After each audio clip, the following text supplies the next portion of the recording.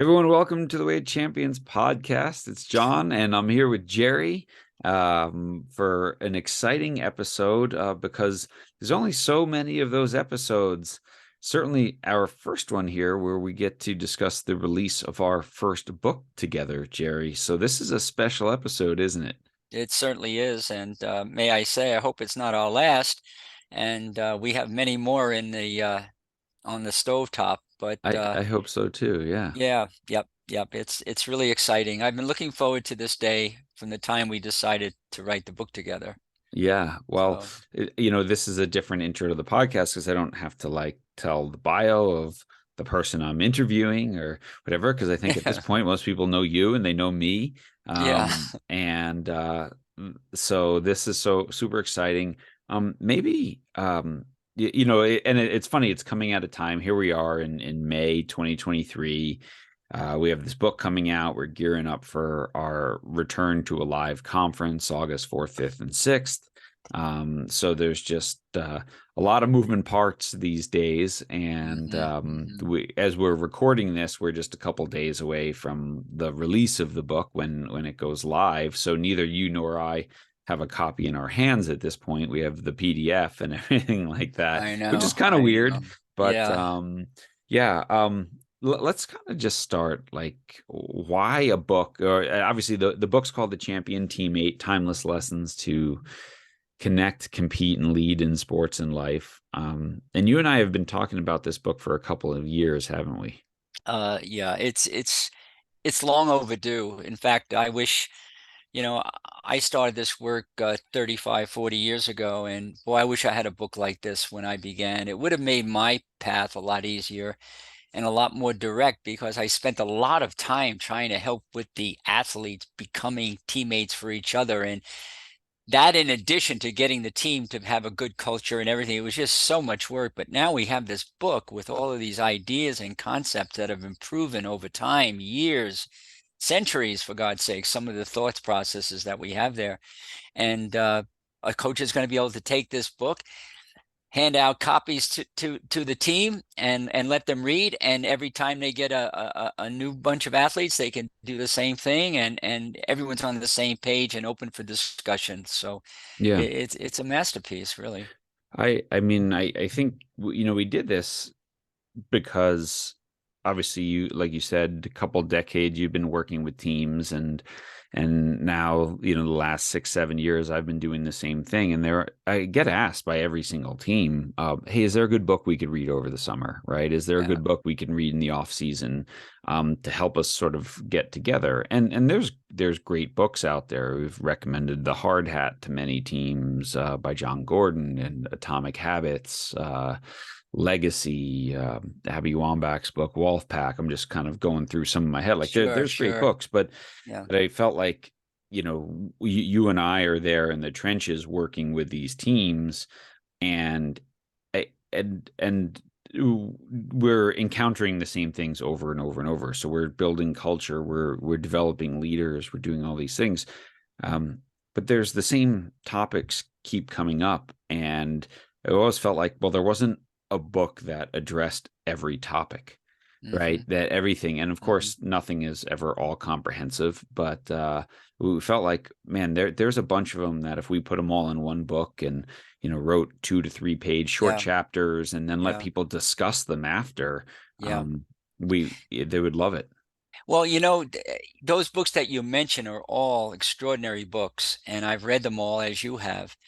But one thing was lacking that I felt, John, and you and I came together, we decided we're not going to let this happen. And that is, there was very little in ways of implementation. Hmm. And when we got together, how I told you right away, I said, I don't want to be talking about theory. I don't want to be just giving people ideas. Ideas are great, but how do you take an idea like the Ted Lasso idea of belief on that door, Hmm. right?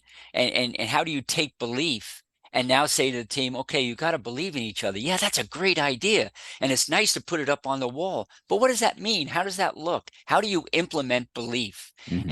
And that's one of the precious aspects of this book that you and I have written, I believe, is that the coach can pick it up and get great ideas, but now we tell them this is how you can use it. This is how Hmm. you can implement it. Hmm. And I think as well, it we put this together because people, you're a part. I mean, we write on the back cover, you're a part of teams your whole life, right? Whether it's your family, work, church, community, whatever it is, we're always part of a team. Yeah. And and so we tell people, be a good team player, but society does not send messages about how to be a good team player. Popular culture, social media is all about selfishness, get mine, get mine, get mine. Hmm. Yet people Hmm. who are great teammates will always be in demand in their Hmm. life. And Hmm. so, like, well, why not put something together that just shows a lot of different ways to be an extraordinary teammate, because Yeah. you will be in demand. And sport, especially when you're a child or you're in high school, you're in college, is just this perfect venue to learn how to do it. And it's something that most people cross paths with and that most people understand, that if I make you better and you make me better, we're going to be a better team. Hmm. But if I do things that make you worse, we're never going to make it. And yet society tells us to do that, and then teams crumble. Well, you like the saying, John, and I do as well. Your influence is never neutral. Hmm. And the problem is that there's no education out there to help students. And by students, I'm talking about mostly high school and college students. Hmm. And they'll come into a program or they'll be part of a team, and they're all trying to figure out, what can I get out of this? I came to Syracuse, or I came to Duke, or I came to Carolina. What can I get from this? What are you going to Hmm. give me? And I've been on the review board of recruits with coaches assessing the value of a recruit. And the most important thing from these coaches is they're saying, no one comes in and asks me, how can I give to your program? Hmm. Very few.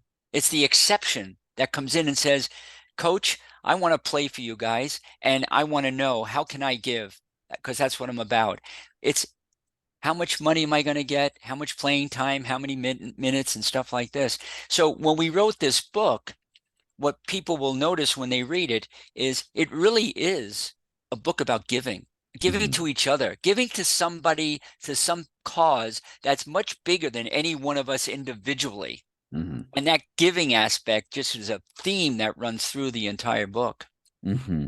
Yeah. Yeah. What's a funny story? I don't know if I've even told you this.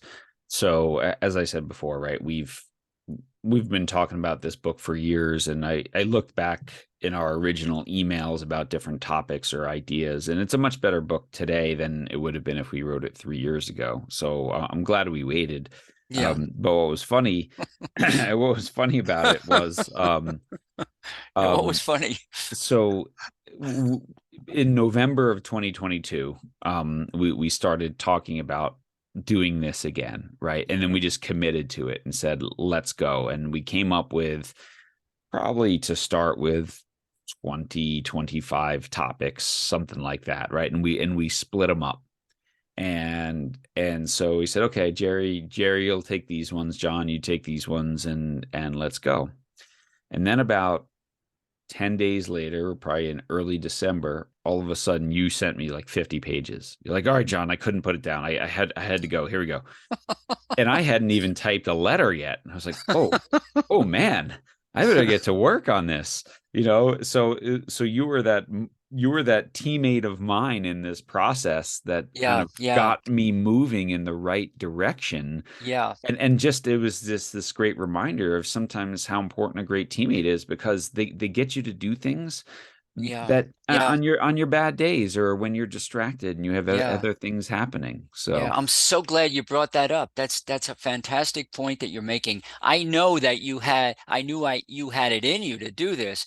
And boy, once you saw the 50 pages, God, before I knew it, about 2 weeks later, you had a whole bunch of stuff thrown at me. So it was like you got the impetus for me, but then you took the lead, and then I had a little time when I couldn't do anything because I was writing another book, and I said, "Oh my God, I got to catch up with John." So we were like sort of doing it for each other, which I don't want to overlook. This point is that, John, you and I have both said to each other, this has been a really wonderful experience. I've Mhm. written 17 books. I mean, this is one of the best experiences of all of those books that I've had.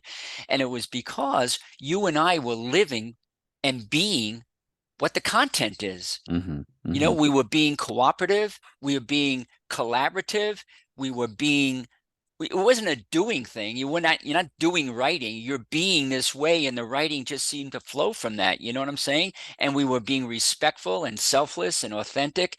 So we were writing about these things, but if we couldn't be what we were writing, we would have never finished it. And I don't know, we finished it in In a really month? quickly. Yeah. God, I don't know. It was ridiculous. I couldn't believe, I Uh, said to Jan, I said, the book's just about done. And she said, you guys just started it. Yeah, it was the guts of it came out in a month or so. Yeah. What's also I think important to point out in great teams, right? What was the process of team building? Forming, storming, norming, performing is the Yeah. scientific terms that they use. It doesn't mean that there's not disagreement, right? We had phone calls where we're like, that doesn't fit, or I don't like that title, or Hmm. I think, and we can maybe talk about this later. It was much more back and forth and disagreement or working through it. I think for us getting covers and a title of the book than it was to come up with the content. But Yeah. certainly in the content development process, we also had many discussions where, hey, the format of that, or can you look at it this way, or let me rewrite this for you, and this is what I'm saying, or hey John, let me take that piece. I think I can do that. I can do that piece better. I thought it Well, was a really interesting back and forth process with disagreement. Just yeah. like a good team, right? You're going to have some conflict as people find roles, and but that conflict in a basis of love and trust and respect, Right. you move through that conflict because we each have everyone's best interest in You mind, and just that's what a great teammate does. you just nailed it. And that's what great teams are all about. And that's And what by great the teams, way, yeah. people are going to ask, why are you calling this a champion? Because that's champion behaviors. Yeah. That's being a champion. You Yeah. know, being being a champion teammate doesn't mean you're going to necessarily get a medal around your neck, but if you are, there's a higher probability that you will, or hold a trophy and hoist it. But it's that essence of what you're talking about. And that's why we had the subtitle there about connecting and how Hmm. important it is to connect and care. Hmm. And so there was a lot of connection and love and connection and caring and connection and respect and integrity. And so we were living those qualities that we were writing. And then we could sit back and say, this is the product. Hmm. Well, it's the same thing with the team. When that Hmm. championship comes your way, it's only because we've had all those ingredients. And I can say, of all those championship teams that you and I have had a part of, it's always been the team that had those qualities. So Hmm. we're taking those qualities. You and I are living those qualities. Hmm. And Hmm. then we go from there. We create this product, which creates change. And it's no different than a champion teammate or a champion team, right? Hmm. Hmm. Yeah. And what was interesting, right, before we kind of dive into some of the content, obviously you're a great storyteller, and I love stories, and I love to start my writing and my chapters with stories, right? Because people attach to stories. And I I remember we were writing this, and the FIFA World Cup was going on. And so when I just said, I just wrote the sort of introduction, or the first draft of the first parts of the introduction, and I said, well, as we're writing this book, there's this wonderful story of teammates going on. And there was sort of this dichotomy. You had Lionel Messi, right? His last hurrah trying to win a World Cup, right? The guy who's won everything, multiple times, World Player of the Year, Champions League. I mean, a cabinet full of trophies, South American champion, and the only thing missing from his resume is a World Cup. Um, and you had this example of a team built around him.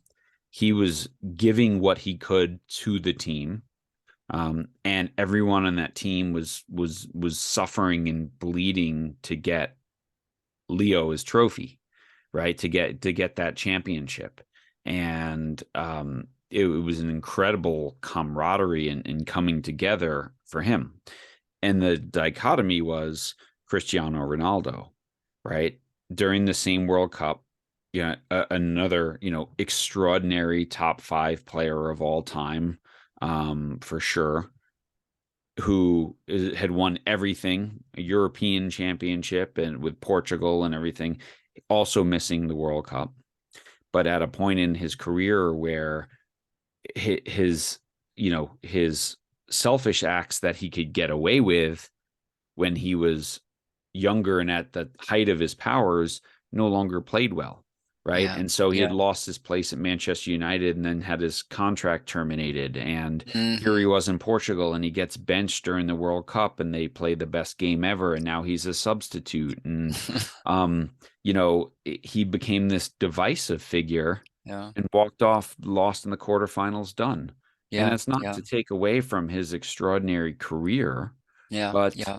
um, one guy became this incredible teammate the team rallied around, and one guy became a divisive teammate who was all about what can I get. Hmm. And so I thought it was fascinating as we're writing this book, we're watching that play out in Hmm. real time as well. Hmm. And I thought, by the way, I didn't have that story. And I agree with you. Stories are how we learn the best. And that was a brilliant story to open up this book because the World Cup was going on and it was very current, but it's so apropos and such a wonderful metaphor for so many teams that we've worked with, where if they go south, that's the reason, and if they go north, then that's the reason, because Hmm. it's all about teammates. Hmm. And that's why this book is so, so timely and so important. I Hmm. wish I had it when I started out 40 years ago. It would have made my life a lot easier. Well, you didn't have it, you lived it.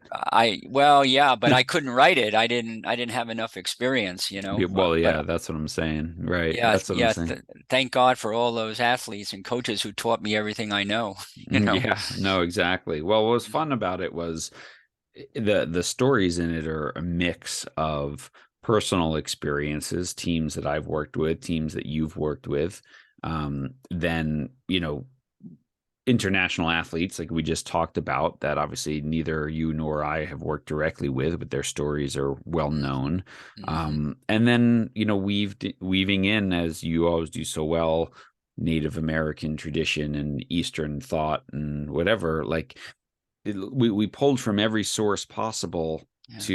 to gather this wisdom, because people learn differently and different things resonate with different people. And so maybe it's a quote from Confucius or maybe it's a quote from Tim Duncan. Who cares? Hmm. Right? Who Yeah, cares? it's Yeah. wisdom either Yeah, way. yeah, exactly. Yeah. So anything else about sort of the overarching before we dive into maybe a couple of sections of the Well, book? we've got so much to talk about, John, but we're going to try to do the best we can. I just know that you know it's all about the relationships, and any team that's struggling out there right now, whether you're youth soccer, high school basketball, collegiate lacrosse, professional basketball, and we've worked with all levels. I could tell you right now, like look at the start of the Warriors, the Golden State Warriors. Look at the start of their season. Hmm. I hate to go back over that, but lessons hopefully were learned. Jordan Poole gets punched in the mouth by Draymond Green. Hmm. That set a tone. That Hmm. set a tone for the whole year. It was up and down all year. It created an uncertainty. It created a question about leadership, and of course, it questioned relationships. Fortunately, they worked a lot of that out, and it turned out to be okay. But you have that on a youth soccer team. You've seen it. You've seen it with young kids. There's one kid on the team that's going to be the bad apple, and you know the teams that do the best are not necessarily the ones that have the greatest athletes, but it's the one who have the greatest relationships. And I think building that structure as a coaches are always asking you and I, so how do we get the teammates to be good teammates? Well, it all starts with the relationship. And Yeah. we have plenty of stuff in there on relationships. So why don't we dive in and see where this takes us? Yeah, for sure. And I just want to reiterate before we dive in, I was just kind of as you were talking, looking at the different chapter titles and stuff on the computer. I think I have an idea how we can go through this really well. But what I was thinking about was, how important it was as we wrote this that, here's the story, here's the lesson, right? Here's how we've seen it implemented. And then there's these discussion sections and questions for how you're going to implement it as your team. So this is something that an individual could just pick up and read to learn how to be a great teammate. But our hope has always been like, if a coach reads this, that he or she says, wow, like I'm getting this for my team tomorrow, because we're gonna go through this, right? And we're gonna do it in the summer read, or we're gonna spend 15 minutes a week and we're gonna read a chapter together, and then we're gonna go through these discussion questions. And so one of the things that we did, I mean, the book, at the end of each chapter, there's places, this is a book that's meant to be written in, and where you answer questions for yourself, or you come up with ideas that then you're going to discuss with your team or within groups with your team.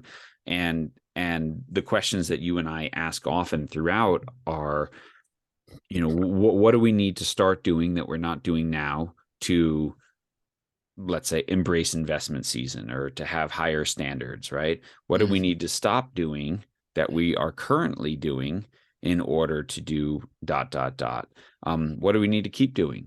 And I think these questions are really important, that when you sit down with your team and you identify, hey, this is something that would make us better teammates and a better team.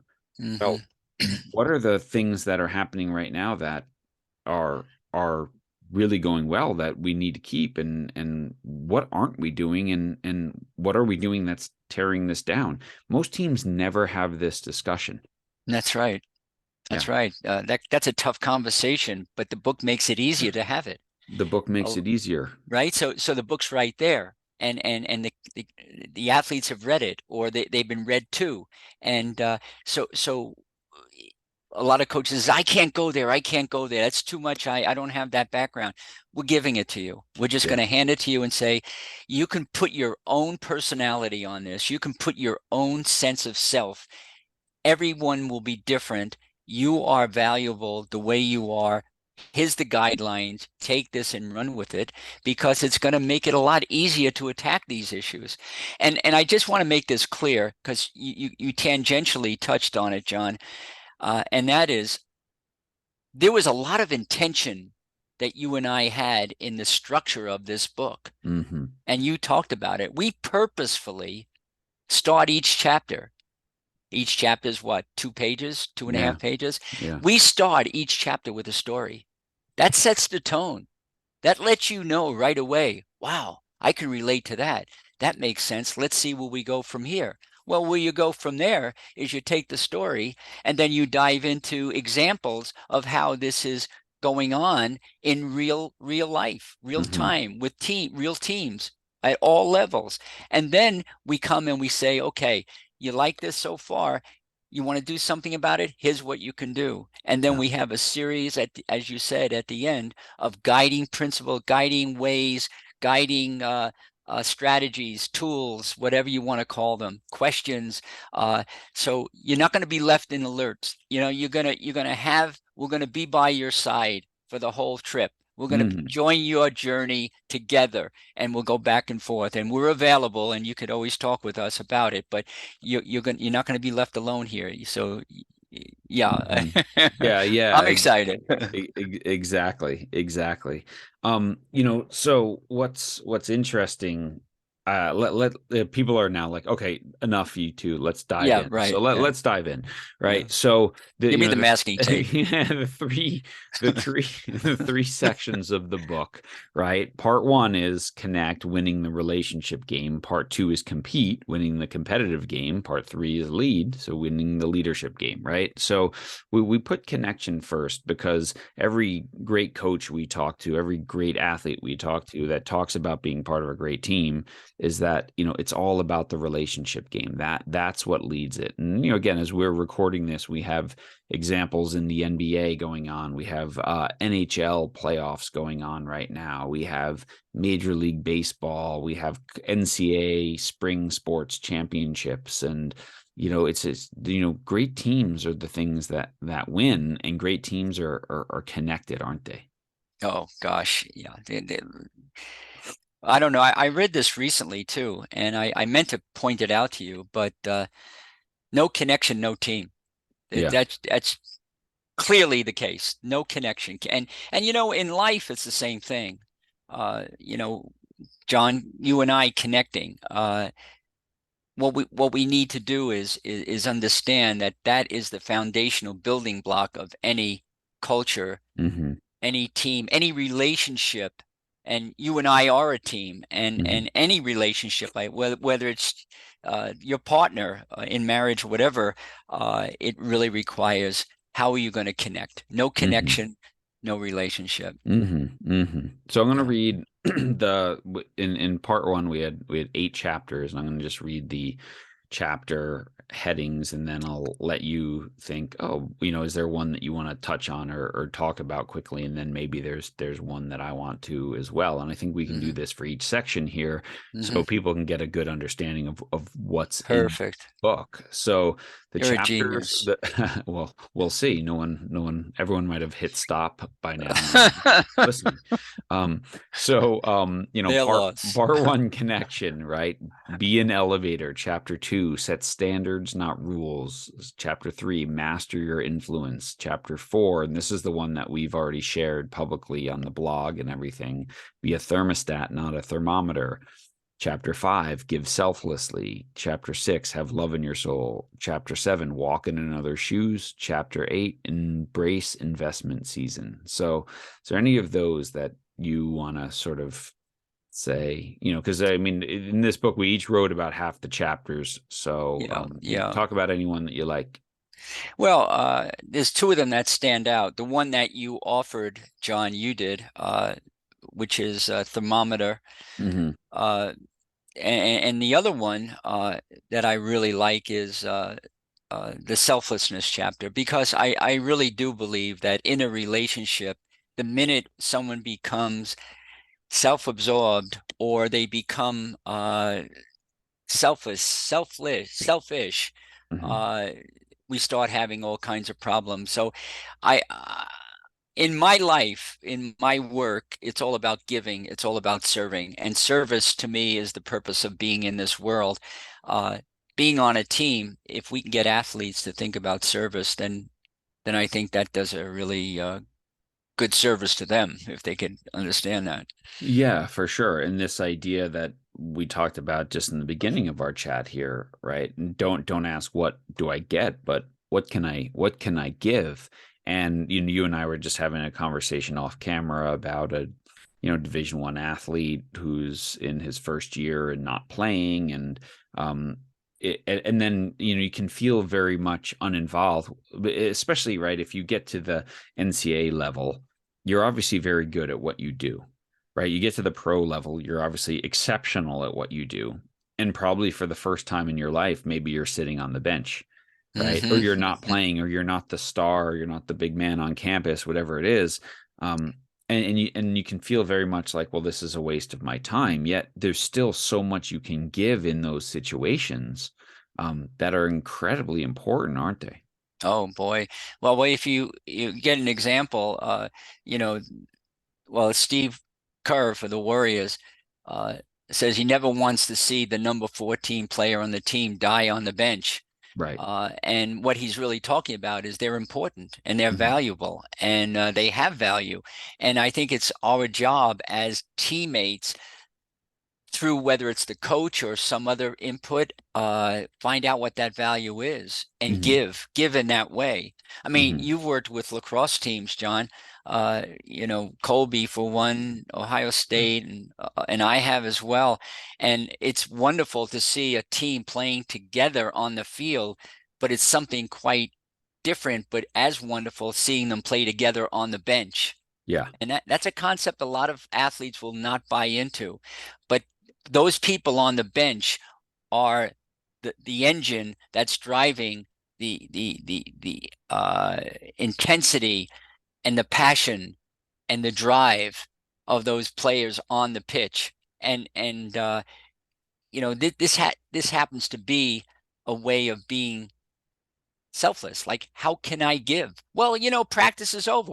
You go pick up the balls, not because you have to, but because that giving will allow you to connect with your teammates and set a tone that will allow other teammates to take it to new levels. Yeah. So, but anyway, you were going to No, say I something. mean, I think that's great, and I just think about like ways to give. Even if you are the best player, pick up the cones, pick up the balls, because if you're the best player, if you're the best athlete in the group, and you're out there Mm-hmm. doing that little extra, right? You can Mm-hmm. give to your team by I show Mm-hmm. up early and do extra practice, and there where I Mm-hmm. teach my team how important that Mm-hmm. is. Mm-hmm. I help someone in the weight room.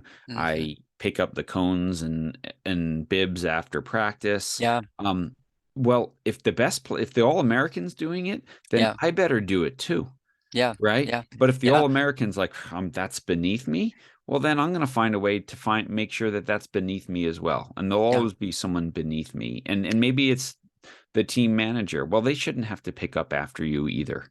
So, I think it's Or great. or for that matter, the coach.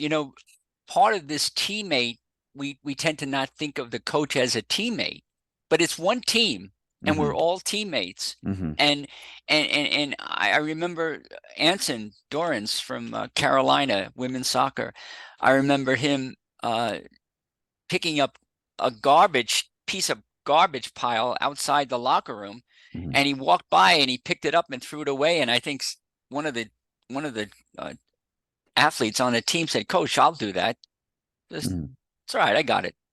And what message did that send to that athlete? Oh my God, if coach can do that, man, Hmm. we should all be doing that. Hmm. So, uh, whether you're sweeping the shed with the All Blacks or you're in the locker room there with Carolina women's soccer, it doesn't matter. What matters is we're all in this together. Hmm. Hmm. I Yeah, I, for sure. I remember a story from The Art of War, and I can't recount the direct story, but it's really relevant, John, to what you and I are saying here, and that is during that era in China, uh, the generals took their shot at being privates in the army Mm.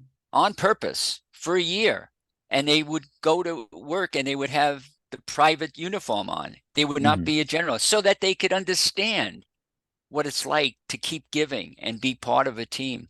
It's like the show Undercover Boss. Yeah, undercover boss. Yeah. Well, yeah, I mean, you mentioned, we shared, and I'll put a link to the show notes of, be a thermostat, not a thermometer. And the idea of this is that, right, a thermostat sets the temperature and a thermometer takes the temperature. And um, oftentimes as teammates, we can just be thermometers. And when everything's up, yeah, we're great. And what a contributor we are. And when Yeah. everything's down, we're down as well.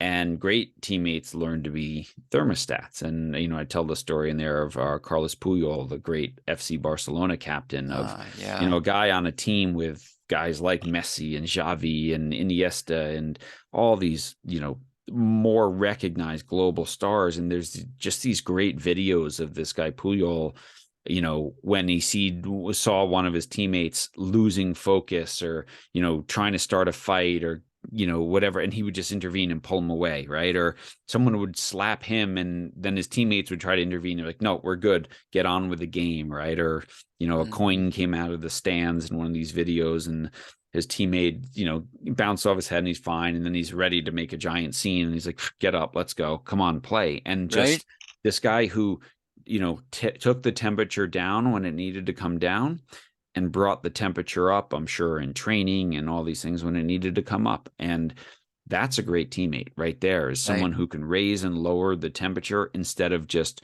going with the flow. John, brilliant. And you were the one who wrote that chapter, and I thought it was quite apropos of everything we're doing here. When you were speaking just now, I had this thought, and it's true. I've had the thought before, but it just came back to me. And that is, you don't become a good thermometer, not thermometer, the Thermostat. Yeah. thermostat, unless you're willing to give. Yeah.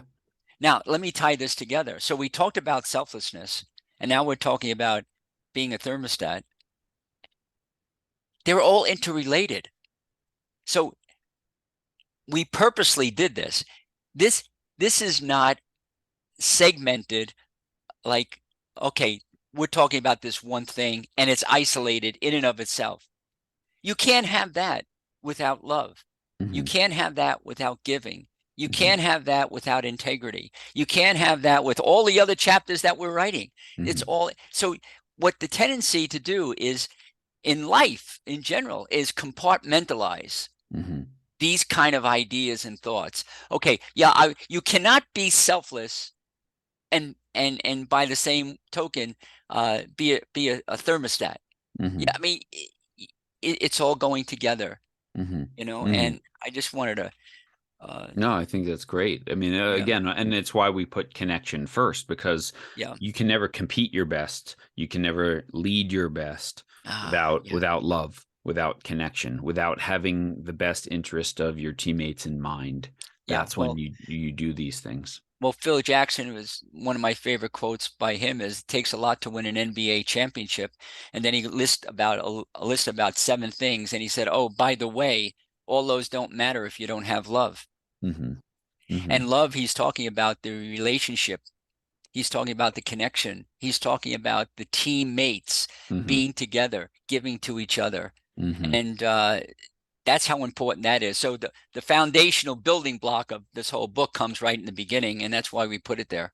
Yeah, love it. All right, part two, we talk about competing because obviously competing, right? This is competitive sport. We're here. We want to do well. We want to get better. We want to play for a championship or try to win the game. I mean, everyone, obviously that's why you're doing it. But how do you compete 6 months out, a year out? How do you do all these things? So here's our topics, our chapters from the compete section. And you'll recognize some of these phrases from our other work as well, but that's good, right? Pound the rock. Chapter 10 is win the day. 11, don't react, respond. 12, build the capacity to endure. 13, get comfortable being uncomfortable. 14, develop great habits, break the bad ones. 15, embrace the setbacks. 16, first fly in a chair. 17, silence stinking thinking. Man, I got to read this book. This is crazy, man. Those topics, I can't pick one. What do you think, John? What do I think on this one? Yeah, like which one would you want to discuss here today? I mean, every one of them, I wanted to say stop. Let's talk about that. Yeah, You it's know? funny. I like, the chapter. I'll just talk about one of the ones I wrote, building the capacity to endure. And this was, based on an interview that we did in the podcast with Jonah Oliver and some of his ideas. And he's a sport psychologist, and he talked about just this idea that, when you're watching the Masters and someone has a 3-foot putt to win the Masters, you don't think that they're stressed or anxious or scared or have fear. You don't think the players in the NBA playoffs or the WNBA right now or the NCAA lacrosse championships have anxiety, stress, fear. Of course they do. It's just the people you watch on TV have built the capacity to endure more. And so this idea that when we tell people, oh, don't be scared or don't be nervous, like there's something wrong with Yeah. you, right? And we do this to kids all the time. And it's just like, I was running soccer tryouts this week, and I said, how many of you are stressed, anxious, whatever? And, every kid like meekly raises their hand because they've been told, don't tell anyone you're scared. And I said, you should all have your hands up. You should be a little bit, because that means that you care, Hmm. right? It means that you care. And the more you care about something, the Hmm. more, the more you put into something, the more anxiety you'll have over it. But as long as you recognize that and that it's perfectly normal, right? To use John Oliver's terms, welcome to being human.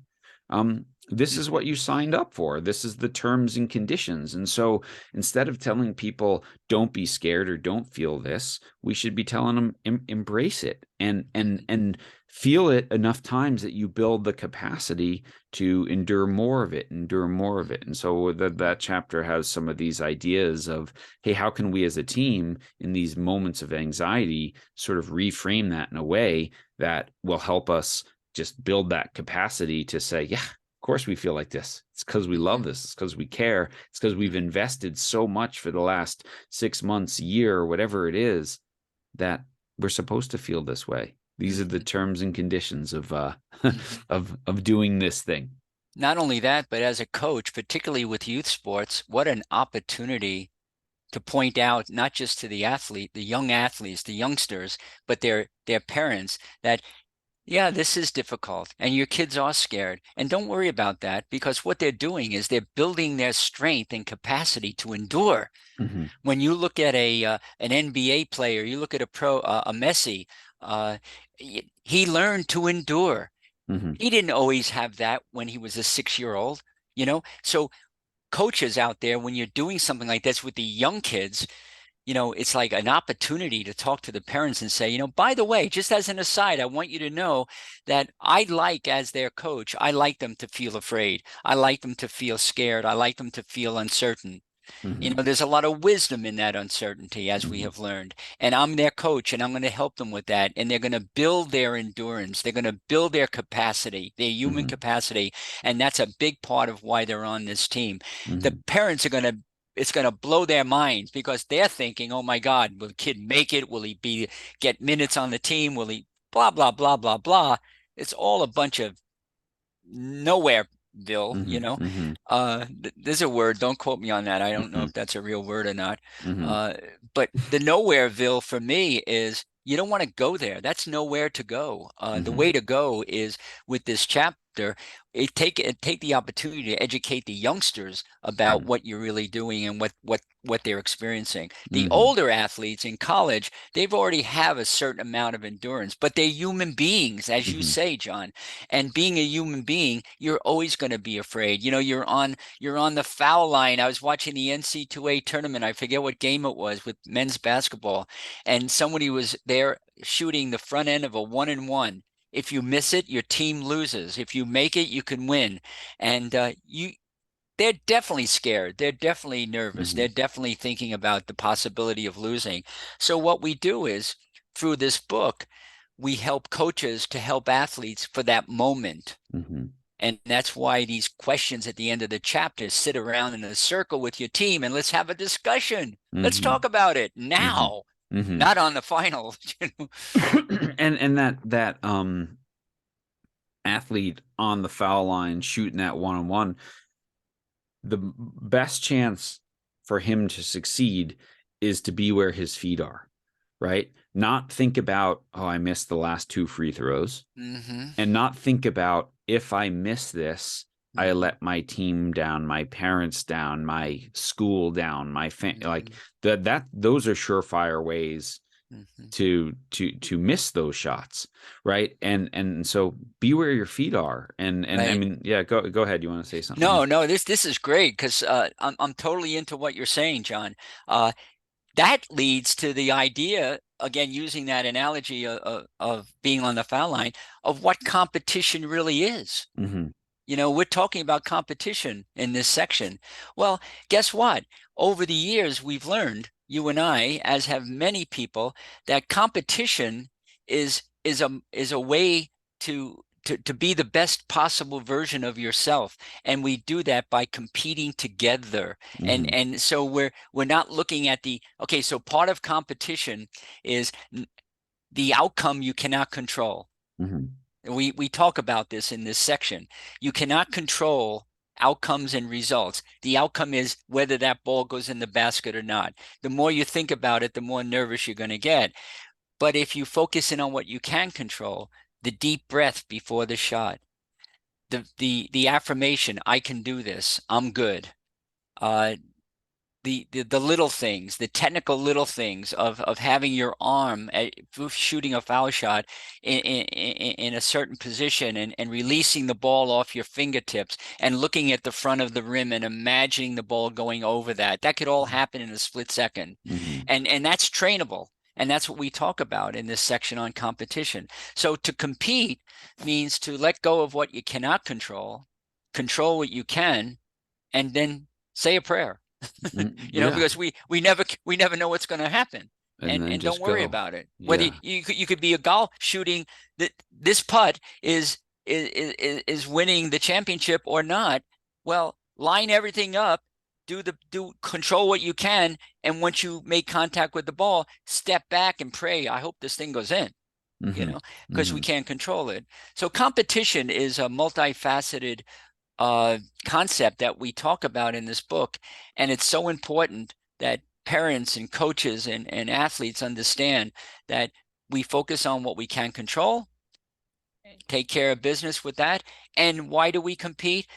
Well, the Latin word competition is compatire, and Mm-hmm. compatire means to seek together. Mm-hmm. So, John, when you and I run up a hill together, we're going to try to bring out the best in both of us so that we can go to a higher level. And, we're going Mm-hmm. to work together to make sure that happens. Mm-hmm. And if you're the winner at the top, that's fine. I did my best, and Mm-hmm. it brought out my best anyway. Mm-hmm.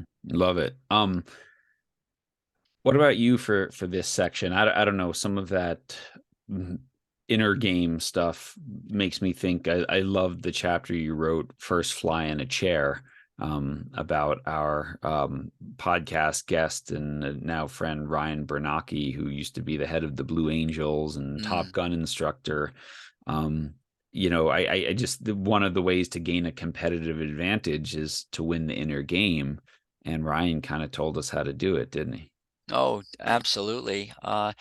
Ryan, Ryan would never step into an F-18 Hornet, one of the most sophisticated, expensive plane machinery that's ever been developed, without having many sessions in the chair first. Mm-hmm. So they have simulated cockpits in the Navy. Having gone through the Navy flight training program myself, I really related to what he was saying. Not Mm-hmm. certainly not at his level. I don't mean to imply any of that, but I remember sitting in that chair with my eyes closed, and there'd be a screen in front of me when I'd open my eyes. And then what I would do first is I would visualize by feeling. And that's an important concept that we bring out in that chapter. And you imagine what it feels like to be in that chair, whatever you're doing, or to be on that pitch, or to be in the pool, or to be on that green, wherever you're going to find yourself. In this case, he would visualize what it would be like to be flying at the speed of sound 18 inches away from the wing of another plane. Mm-hmm. And by the time he got there, he felt as if, I've already been here. I've done this. I've done it 1,000 times. And the reason why it makes sense is, as we know, scientifically, the brain, the mind cannot distinguish between what's real and what's imagined. It just can't. Mm-hmm. So in your imagination, the central nervous system interprets that as if it's real. So let's send that message to the central nervous system about what you want to feel. And then when you get into that position, the chances of you feeling that are greatly enhanced, Mm-hmm. because it's already received that message. Mm-hmm. This is true for all of sports. I'll start by saying, when you have these conversations with your team about being a good teammate, one of the things I would do is I'd sit my team in a circle. We talk about the circle. We talk about the connectiveness and how you connect by being together in the circle. And I would have them all close their eyes and feel what it's like to be a good teammate after you've discussed these principles. And imagine yourself getting up now and let the rest of the practice be a reflection of what you feel is being a good teammate. Mm-hmm. Imagine that, because then your central nervous system is being marinated in those feelings. Thoughts come feelings, and from feelings come function. Mm-hmm. Mm-hmm. We know that scientifically as well. Mm-hmm. So give us the thoughts, it creates the feeling, and now you go out and function at that level. And to get the team together and say, I want you all to think about giving. Okay, this is what giving is, being selfless. I want you all to feel about, I want you all to feel connecting. What does that mean? Competing, what does that mean? And as a coach, you could just remind them what it means. And then all the athletes are sitting there feeling themselves compete at this high level together as teammates.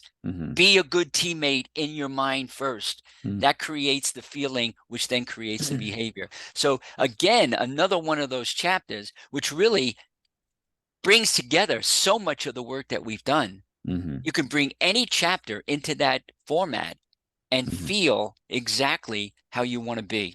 Yeah, and I think was cool. Like, you don't, excuse me, you don't need a flight simulator as well. You just need a, he would talk about, with the Blue Angels, how he'd sit in his hotel room the night before a show, and he'd sit in a chair and he'd close his eyes, and he would fly the whole flight, and he would yell out the commands that he was going to yell out over the radio to his team at the same time, right? And he's like, I wonder what it was like for the person next door to my hotel room listening to me yelling out these commands, like, what is going on next door? But like you said, he saw it, he felt it. He said, from takeoff to landing, I rehearsed everything in my head. I never flew a flight without that. Now, obviously, when you're in military, you have an opponent. When you're in sports, you have an opponent, and their actions affect your actions. But you can still marinate yourself in the feeling of being a great teammate, doing the right things, having your best game, diving for a loose ball before you even play the game. That only sets you up for success. You might not win the game, but it's not going to hurt your performance. No. Well, there's one thing for certain in the field of psychology, and that is wherever your thoughts go, that's where you will go.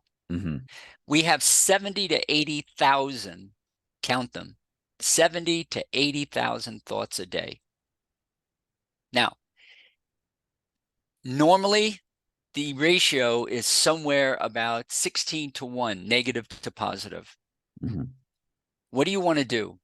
Do you want to, at the end of the day, have low-level emotional thoughts, like being pessimistic, feeling, no, it can't be done, or I'm not good enough, or I'm not valued, or it doesn't matter?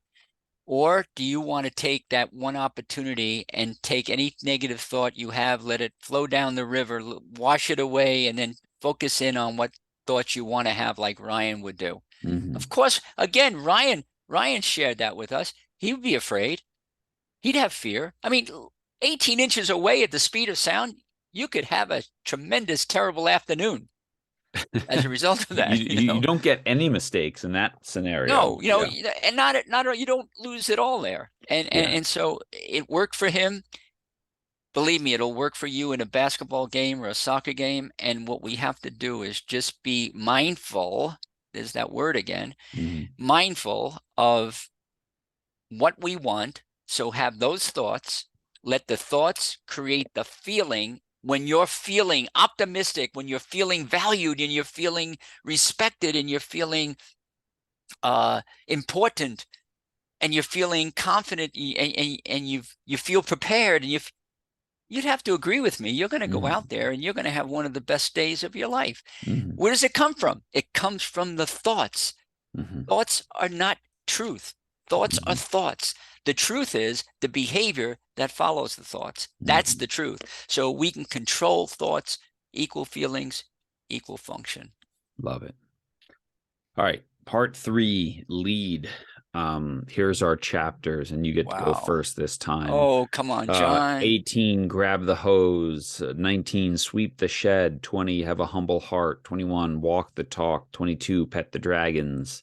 23, give everyone a role. 24, learn to surf. 25, choose joy. 26, go from grateful to great.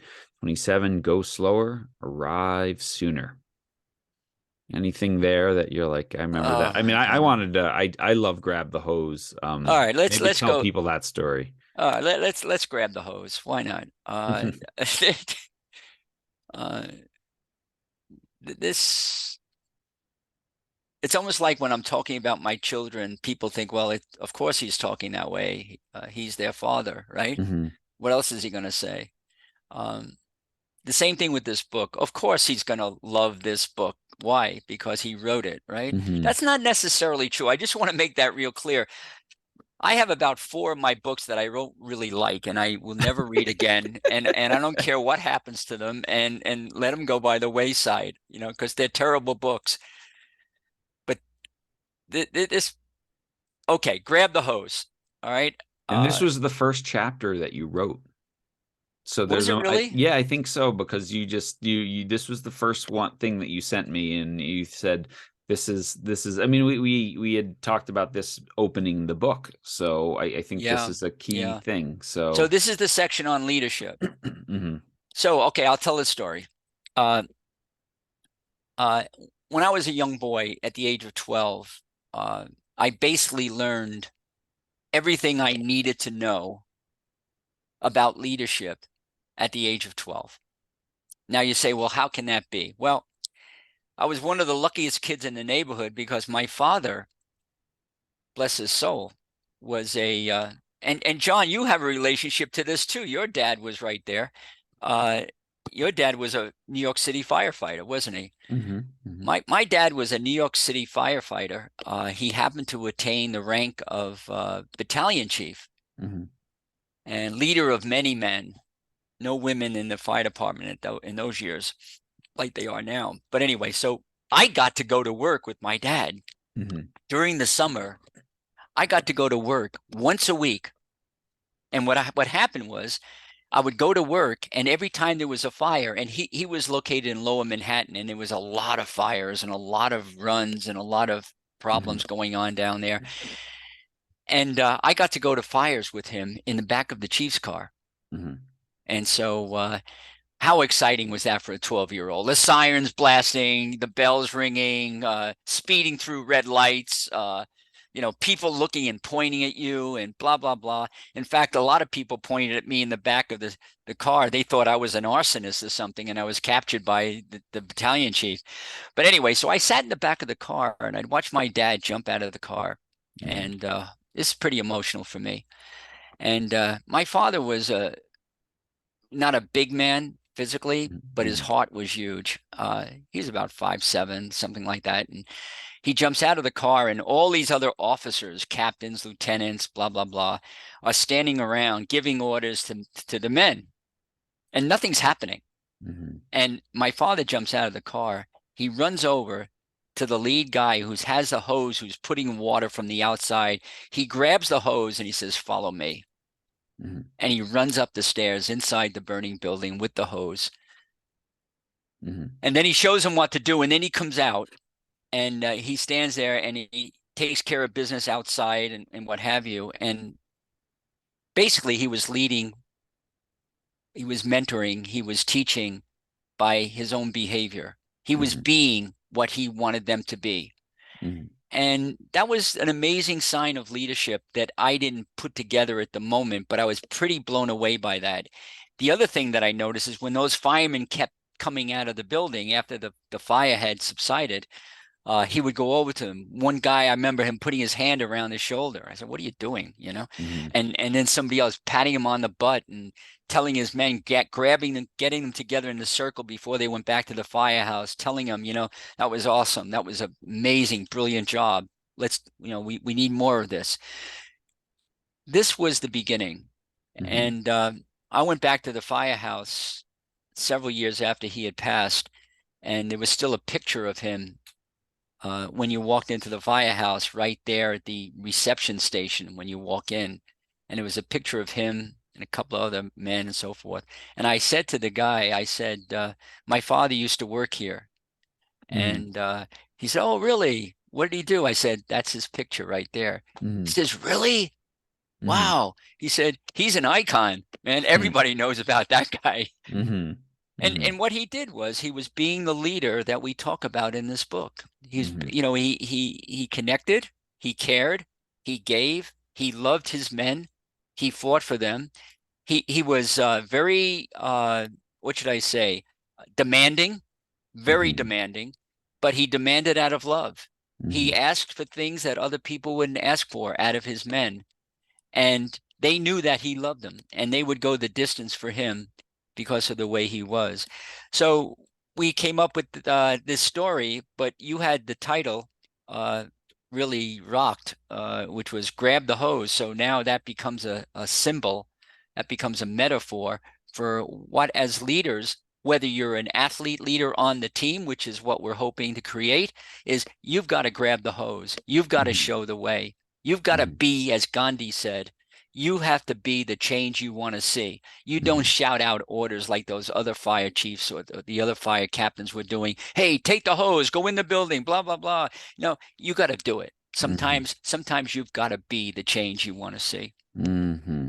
I love that story and this idea. I remember when you first told me the story, yeah, that it was emotional and that it, Yeah. just this idea that great leaders, they're not afraid to get mud on their face, right? You No. you can't sit in the back and point out what everyone else needs to do, right? You want, if this idea of, don't shine the spotlight, be the torchbearer, right? Come with me. Ah, I'll beautiful. show you the way.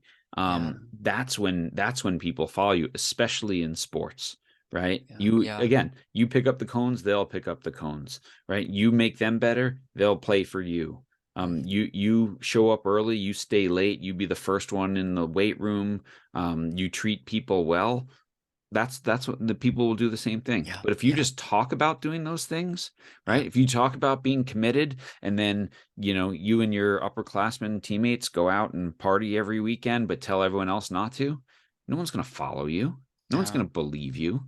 No. And that's the thing, right? And that's your dad's story perfectly symbolizes that. Yeah, well, a perfect live example, and it doesn't happen often now because my kids aren't at home, but when I was raising four kids, uh, I wasn't one of those parents because of my dad. I wasn't one of those parents who shout out orders, hey, take this out here, take the garbage out, do this, do that.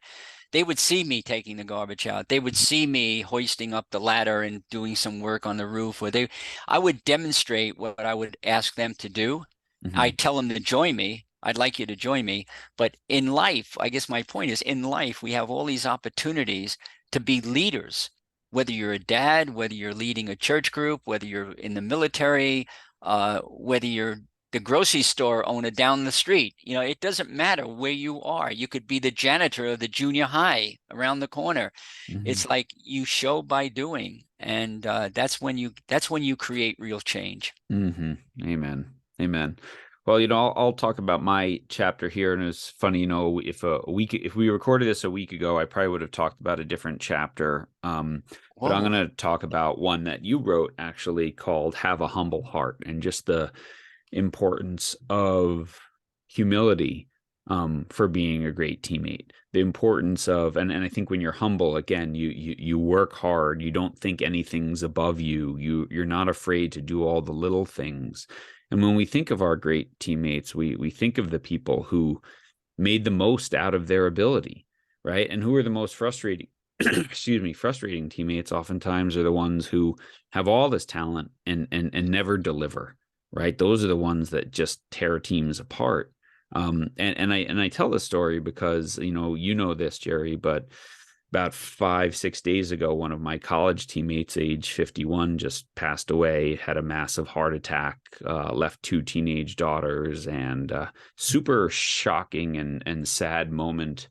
And so all our friends, all sort of the alums from Fordham Soccer, a chunk of us are on a WhatsApp group together. And when this happened, I mean, we were all stunned because just a couple weeks ago there was an alumni day, and his name is Kurt. Kurt was there and just Uh, reconnected with the group, and he was healthy and fit and playing soccer. This was just kind of one of those out of nowhere horrible things, and so everyone was just kind of putting tributes to him, and they all were centered around humility and what a kind, caring, humble guy he was, and a guy who didn't play his first year or two, but just kept showing up and kept working. And when my senior year, he was the team MVP.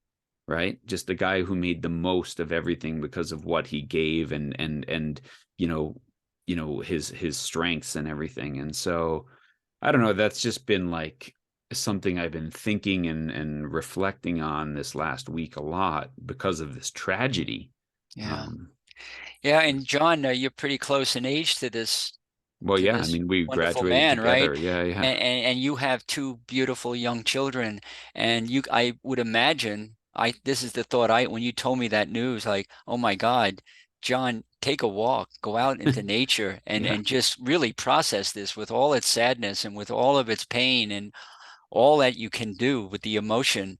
And it comes back to how you can learn to be humble. So what was the lesson that you're taking away from this? Oh, If I could put I you on the mean, spot here, but for sure. And what do we remember about our teammates, about the people on our teams, regardless, sport, yeah, work, church, whatever? What are they going to say? What are they going to say about you in 20 or 30 years? Right? Your actions today, what are people going to say about you when they get 30 seconds to describe you 20, 30 years from now? What's it going to say? yeah, And I think it was pretty amazing with him that everyone said the same sort of thing, and that meant he was authentic and he was real, and it came out to others, mhm, and so yeah, that's what I think was just really hit home for me this week. yeah, yeah. That's pretty powerful. And to your point about what are they going to say about me in 20 years? Well, if I'm fortunate to be around, uh, I can start that right now. And that's what the book, The Teammate, is all about. If I have that question, Yeah. then I can answer it real clearly. And that is, I can write my own obituary. Think Totally. about think about that. Right. Like what do I want my obituary to say? Oh, that he wrote all these books and that he had no, I don't want any of that. I want people to say what a kind, caring, giving, loving, authentic, vulnerable, open person. And then I can take that and then I can go about the day, the rest of today, and be that. Hmm. And that's why this book is so interesting, John, is because you're picking this chapter and we can, as an athlete, after we read this chapter and after we think about it in this way, we can be that way. Hmm. You can be that kind person. So sometimes there's a tendency to be impatient with your partner or impatient with your team or whatever.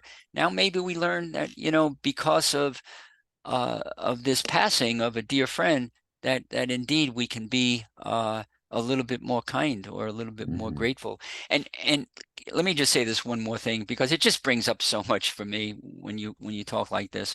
Uh, I want to go to that word grateful. Uh, when I heard the story about the passing of your dear friend, I didn't know him from Adam. I mean, Hmm. but he's a human being first, Hmm. and he's a human being who has a story.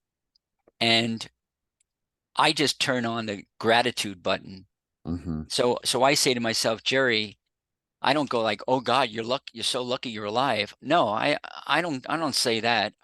What I say is, you know, you're alive and you've been given a lot. Hmm. And what have you been given? I've been given my health, I've been given my family, my profession, my relationships with you, with others, writing books. I've been given a lot. So what I want to do is I want to go out and let not let that death be in vain and be grateful for all I've been given and give to all of those people I love in Hmm. the ways that I can and Hmm. not waste another freaking moment, right? Hmm. Yeah. No, Yeah. Life's too exactly. short. We never know. And so Exactly. so the athletes on the team, it's like, what are we waiting for? Hmm. You're going to graduate or you're not going to be part of this team in a few years or even next year. So let's make the most of it. Let's give right now because of the joy that we feel and experience from giving and be grateful for everything that we have rather Well, than complaining about the number of minutes we're getting or something like that. and I think about this, and there was a quote to this effect in that we put in the book. If you're on a high school team, you look Hmm. around that room in the locker room. If you're on a college team, you look around the room in the locker room. Someone on that team or the coach or an administrator or a teammate during your life is going to have an opportunity to hire you or recommend you, right? Or put your name forward for a job or a promotion or um, recognition, right? What are they going to say about you? What are your words and actions today? Um, Hmm. how is that going to influence what they say about you when you cross paths in 15 years and that person has a chance to hire you for their company? What are they going to Hmm. remember, right? You think about my friend Kurt. What did everyone remember? That guy's getting an interview. That guy's getting a recommendation because Hmm. he's a hardworking, humble person who makes the most out of every little bit of his ability. Well, that's a pretty powerful set of characteristics, Hmm. and he was a great teammate and he worked well with others. And so um, that's the overarching theme of this book. If you can become this type of person, right, and you can have a team of these type of people, Hmm. you're going to do pretty darn well this season.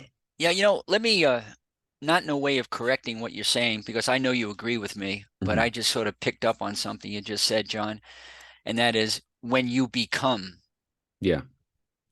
This book is not about becoming, it's about being. Mm-hmm. Right now, we don't have to wait till you get older and understand these concepts. You can start practicing right now. You Mm-hmm. can be the champion teammate immediately. Mm-hmm.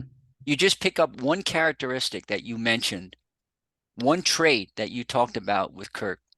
Yeah. Just practice that one thing. You're being a champion teammate. And Mm-hmm. then what you do is just add to that, add to that, add to that, so that you become a stronger and more diverse champion teammate. But Mm-hmm. yeah, the beauty of this book is we make it really clear, don't we, John? Uh, this is not about read the book and then practice some things and someday you'll be a champion teammate. No. Mm-hmm. Read this book, and as you read it, you are being a champion teammate, and you can practice as you go.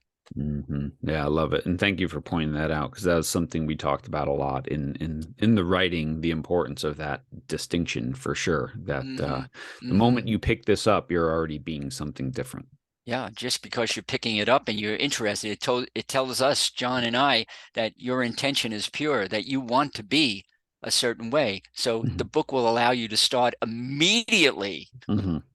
Hmm. Yeah, love it. Well, we're kind of at the end here, and what I Oh, wanted to say no. to all the listeners is, thank you for if you got to this part, thank you. So many of you have already pre-ordered the book through us. I mean, tons of people have already ordered it for their teams and things like that. So Jerry, I want to offer. I haven't even run this by you yet, but I know you'll say yes. Um, because one of the things that'll help us when this book launches is when people get it, but then also when they leave us reviews, right? So if they go back on Amazon and leave a review of their thoughts of the book, it just helps us. Hmm. So when you go grab this book and read it, and have the link to buy the book in the show notes for this show and everything, and I have my email in there as well, so that if you want to get a bulk order of books, you can do that. But when you get this book, if you go and then go leave an Amazon review, just take a little screenshot of it and just email it to me at john@changingthegameproject.com. And then what Jerry and I are going to do, probably in that first month of anyone who does this bulk order or leaves us a review, we're going to do a special Q&A session with all of them. And so we'll send you the special Zoom link, and you get on and you get to hang with Jerry and I for an hour, ask questions about the book, and talk about different ways that you can implement this book with your team, perceive challenges, get some different solutions as well. So we're going to do that for you. So that's all in the show notes here as well, to help us, and also I think help you as well by just take 2 minutes and leave us a little Amazon review. Would be awesome. Hmm. So let me take some time to think about that. Yes, I Yeah. want to do it. Well, okay, there we go. Perfect. So it's on. I took It's I on. took my time. I took a I nanosecond. I was gonna show up. So anyway, so yeah, if you could do that for us, that's great. And Jerry, any final thoughts to leave people with here? No, it's been extremely the book is a reflection of relationships. and John, yours and mine, and I thoroughly enjoyed this interaction here between the two of us. Uh, it was just so fluid and flowing, just like the book. Hmm.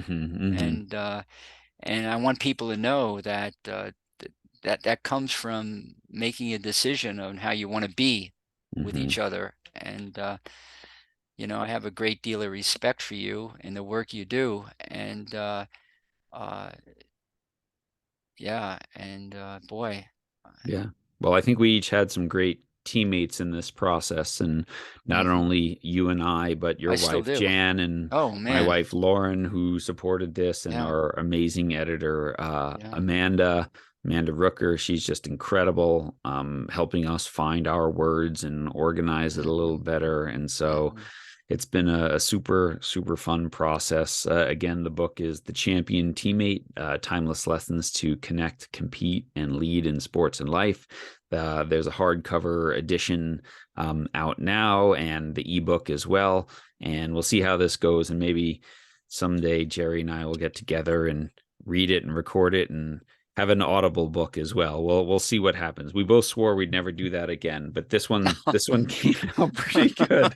Um, so I'm not anyway, there yet. Yeah. yeah. Anyway, well, that's it for this show. Thank you all for listening, and yeah, grab a book, leave us a review, send me that picture, and I'll we'll invite you to a special webinar. And Jerry, how about you get to sign off this time? I always sign off with telling people about their influence never being neutral. So why don't you close the show today? Yeah, well, all I can say is, you know, be the change you want to be. Be the change you want to see, and you'll be thrilled at what happens. Love it. Go make a Mhm. difference this week, everyone. And we'll see you again next week.